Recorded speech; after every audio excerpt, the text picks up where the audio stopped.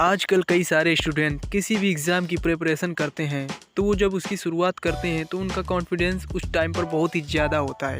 वो एग्ज़ाम को निकालने के लिए उसकी तैयारी करते हैं और ऐसा थोड़े दिन तक ही कर पाते हैं, क्योंकि उसके बाद में उसका कॉन्फिडेंस लेवल हाई से लो हो जाता है और फिर उसी दिन से उनका पढ़ाई में मन लगना कम हो जाता है और इसी के चलते फिर वो किसी भी एग्ज़ाम को निकाल नहीं पाते हैं। शायद ऐसा आपके साथ भी कभी ना कभी ज़रूर हुआ होगा। अगर आपके साथ भी ऐसा हुआ है या ऐसा अक्सर कर होता रहता है तो आप लोगों को टेंशन लेने की ज़रूरत नहीं है। यदि आप सोचते हैं आगे ऐसा कभी ना हो तो आपको इस वीडियो को लास्ट तक देखना होगा। इस वीडियो में मैंने 4 पॉइंट को कवर किया है, तो आइए दोस्तों वीडियो को शुरू करते हैं।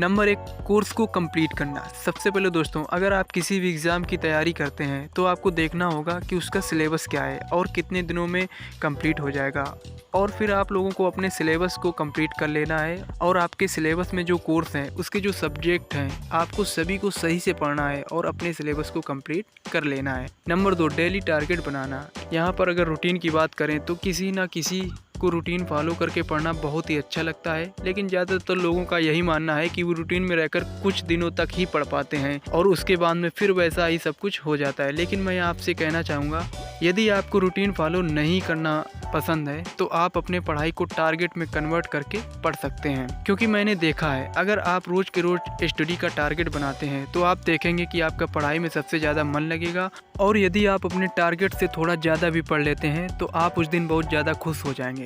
तो आप लोग अपने स्टडी का टारगेट रोज़ या सप्ताह का भी बना सकते हैं। नंबर 3 पर है डेली टू डेली रिवीजन करना। मान लीजिए दोस्तों, यदि आप खाना खाते हैं तो उसका पचने में भी कुछ समय लगता है, और सेम ऐसा ही हमारे पढ़ाई पर भी लागू होता है। यदि आप डेली 5 आवर पढ़ते हैं तो उसको भी पचाना ज़रूरी होता है, क्योंकि हम लोगों का जो दिमाग है वह एक तरीके से इन्फॉर्मेशन का पेट है।